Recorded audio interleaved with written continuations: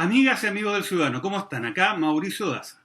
El gobierno acaba de anunciar un programa denominado Protección a la Clase Media, a partir del cual se pretende entregar, entre comillas, una ayuda precisamente a aquellos sectores que hasta el momento aparecen como uno de los más afectados y de los más olvidados por parte del gobierno para los efectos de poder ayudar efectivamente a que se pueda enfrentar esta crisis por el COVID-19. Sin embargo, llama la atención si uno analiza en detalle las medidas de que nos encontramos frente finalmente a más de lo mismo.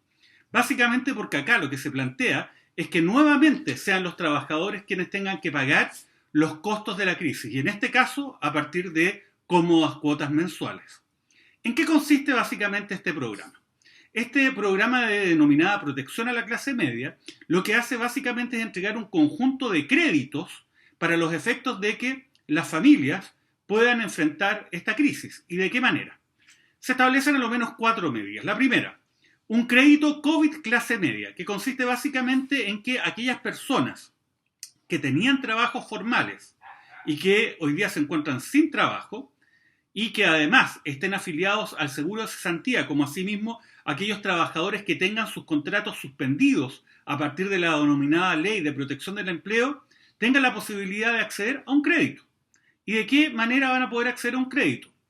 Van a poder acceder a este crédito estableciendo de que han sufrido una merma, una baja en sus ingresos desde que comenzó esta crisis. Y este crédito lo que va a hacer es cubrir hasta el 70% de lo que se dejó de ganar. Pero esto tiene topes. Esto solamente hasta un monto total de 2.600.000 pesos por persona. Y este monto se va a entregar hasta en mensualidades de 650.000 pesos, 4 cuotas. Ahora, ¿cuál es el tema? El tema es que a partir de este crédito usted va a contraer obviamente la obligación de tener que pagarlo en un periodo de 4 años. O sea, básicamente para poder vivir 4 meses, usted se va a endeudar por 4 años. Ahora bien, estos créditos se supone que la gracia que tienen, entre comillas, que tendrían una tasa de interés del 0%. Lo que no se dice es que estos créditos van a estar expresados en unidades de fomento y las unidades de fomento van aumentando o variando, en rigor, según lo que es las alzas o el movimiento del IPC. Ahora bien, el tema es que si usted le entregan 1.000.000 de pesos, en total, por ejemplo, usted no va a pagar solo 1.000.000 de pesos, sino va a pagar eso más lo que sea el aumento del IPC expresado en la UEF. Uno dirá, bueno, eso es lo normal, ¿cuál sería el problema? El problema es que se supone que esta es una ayuda a personas que están en una situación bastante complicada a partir de una crisis que no es de su responsabilidad y que básicamente los sueldos de estas familias y de estas personas no se expresan en unidades de fomento. O sea, el crédito va a ir aumentando según la variación del IPC, pero los sueldos no lo hacen ni lo harán de la misma forma. Ahora, el problema es que esto además se da en un contexto donde el 75% de los hogares de nuestro país se encuentran endeudados, donde además el 82% de las personas que tienen más de 18 años también están endeudadas. Estamos hablando de una cantidad de personas que están endeudadas de 11,5 millones de personas. Hay que señalar que según la perspectiva del propio gobierno, que se ha expresado en este anuncio, ellos pretenden cubrir las necesidades, entre comillas, de 605.000 personas. Insisto, 605.000 personas. Resulta evidente de que en nuestro país la clase media está integrada por una cantidad sustantivamente superior a 600.000 personas. Bueno, además, en nuestro país hoy día existen aproximadamente 5 millones de personas que se encuentran morosas en sus deudas. Y además nos encontramos con que de ese monto hay 635.000 personas aproximadamente quienes hoy día tienen deudas con los bancos a partir de créditos para poder pagar la educación superior. Esa es la realidad a partir de la cual se pretende aplicar esta medida como una suerte de ayuda. Pero como pueden ver, finalmente es más de lo mismo. Otro crédito más para una clase media hiper endeudada, la cual además en muchas ocasiones tiene que endeudarse para poder pagar sus servicios básicos y además para poder sobrevivir, mínimamente. Además hay que recordar que en nuestro país el 50% de los trabajadores gana menos de 400.000 pesos mensuales y solamente un 20% de los trabajadores en nuestro país gana más de 750.000 pesos. Toda esta información entregada por Fundación Sol. Ahora bien, esta es la primera ayuda, pero no sería la única. Hay además una ayuda que se denomina postergación de créditos hipotecarios con garantía estatal. Ahora, ¿en qué consiste esta ayuda? Básicamente consiste en que, según el gobierno, según lo que se ha manifestado, las autoridades habrían llegado a un acuerdo con los dueños de los bancos y que los dueños de los bancos estarían de acuerdo entonces a entregar ciertos beneficios. O sea, finalmente se anuncia como una suerte de ayuda estatal cuando en rigor se trata de beneficios que van a entregar los bancos, la banca privada. ¿Y en qué consiste esto? Bueno, consiste en que se va a poder postergar el pago de 6 dividendos en su totalidad, o por lo menos hasta 6 dividendos, ¿no? Y además, esta postergación de 6 dividendos tiene una característica, que es que básicamente con posterioridad, cuando se empiecen a aplicar los cobros de estas postergaciones, va a tener una garantía estatal. ¿Qué significa eso? Si es que usted no paga estas postergaciones, entonces el Estado debería pagar. Sin embargo, este acuerdo al cual hace referencia el gobierno y que nadie sabe quiénes lo tomaron, en qué contexto se dio, si es que los bancos pidieron algo más a cambio, con una falta de transparencia absolutamente total, bueno, este acuerdo todo indica que no incluiría lo que son los intereses que los bancos van a poder aplicar respecto a aquellas cuotas que se van a postergar. De esto nada habla el comunicado del gobierno. Por lo tanto, puede ser de que, claro, los bancos le vayan a usted poder postergar hasta 6 dividendos. Pero ¿y la tasa de interés que le van a cobrar por la postergación? Parece que es de nuevo otra fuente de negocios para la banca, lo cual se suma ya a lo que ocurrió con aquella, entre comillas, ayuda que ofertó el gobierno a las pequeñas y medianas empresas, las cuales consiste básicamente en decirles, miren, vayan y tomen créditos con la banca privada que nosotros, el gobierno, el Estado en rigor, le va a dar garantía a ese crédito. Entonces usted vaya a la banca y diga, oiga, ¿sabe qué? Yo necesito plata, el Estado me va a garantizar este crédito. Pero la verdad es que finalmente esto se transforma en un negocio para la banca. Básicamente porque no solamente existe una tasa de interés respecto al crédito COVID-19 que van a pedir las pymes, la cual ha habido mucha discusión y se ha señalado de que en rigor es una tasa nominal, no sería real, o sea, en la práctica usted no pagaría una tasa de interés efectiva. Sin embargo, la trampa está en que usted no puede acceder, mini pyme, pyme, a ese crédito si usted ya tiene deudas. Si ya tiene deudas para acceder al crédito COVID-19 para las pequeñas y medianas empresas, entonces lo que usted tiene que hacer es repactar. Y de nuevo, en la repactación, ahí entonces los bancos son libres para poder aplicarle a usted la tasa de interés que estimen pertinente. Además, ya sabido de que estos créditos en la práctica no se están otorgando porque a muchos bancos este crédito estatal o esta garantía estatal a los créditos, la verdad que no les basta. Y están pidiendo otras garantías o acreditar de que las mini pymes y las pymes van a ser viables en el tiempo. Lo que obviamente es difícil de poder garantizar en una crisis tan profunda como la que estamos viviendo por el COVID-19. Bueno, ese es el tema. Ahora, el problema, de nuevo, volviendo a esta ayuda, entre comillas, de la postergación de los dividendos, es que para que usted pueda acceder a esta postergación, usted no puede estar en mora del pago de alguna cuota, de algún dividendo por más de 29 días. Como podemos ver, obviamente es una realidad generalizada el que en este contexto de crisis del COVID-19 muchas personas no hayan podido pagar sus dividendos y no solamente durante un mes, sino más de un mes. Y por lo tanto esta ayuda se transforma en algo más bien nominal. Un saludo a la bandera.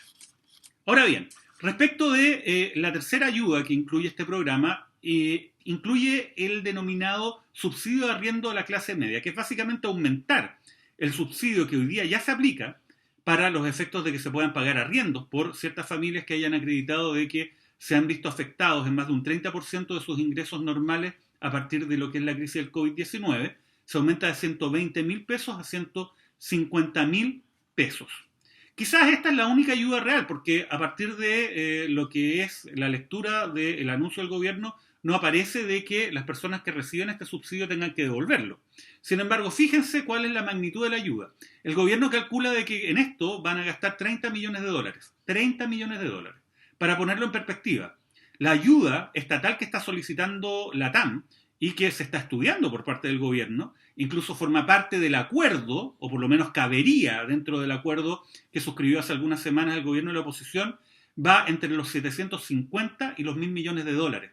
Esta es la ayuda que se quiere entregar a la TAM, o por lo menos lo que estaría pidiendo la empresa, para su rescate que hoy día no es necesario y que el único sentido que tendría sería, más que rescatar a la empresa LATAM, sería rescatar a los hermanos Cueto, que son los amigos de toda una vida del presidente Piñera, para que puedan mantener el control de esta compañía.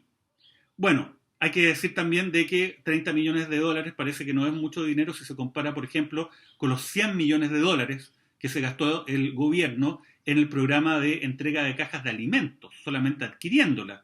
Y recordemos de que muchas de estas adquisiciones se hicieron a grandes grupos económicos y no exactamente un precio al por mayor. Estamos hablando de que grupos como el grupo Polman, dueño de Jumbo, el grupo Sayé, dueño de Unimark y de la distribuidora Alvi, recibieron importantes sumas de dinero que superaron los 1.000 millones de pesos por la venta al Estado de estas cajas, que finalmente, más que ayudar a las personas, al parecer, ayudaron más bien a estos grupos económicos. Bueno, y finalmente, la guinda de la torta, en este programa de ayuda, entre comillas, a la clase media, es un rescate, un socorro, entre comillas, a quienes son deudores del CAE por deudas de la educación superior. Este sistema creado por el presidente, entre comillas, socialista Ricardo Lagos, y a partir de los cuales los bancos obviamente han ganado importantes cantidades de dinero con garantía del Estado y obviamente ha generado a miles de personas endeudadas a partir de estos créditos para poder acceder a la educación superior. ¿Cuál es el anuncio?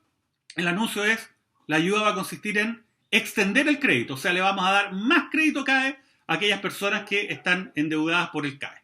Y además, fíjense, hacia fines del año 2019 había por lo menos un 44,5% de deudores del CAE que estaban en mora, que estaban adeudando sus créditos vía CAE. Obviamente porque no tenían la posibilidad de pagarlo. Hoy día probablemente ese valor supera el 50% de quienes son deudores del CAE.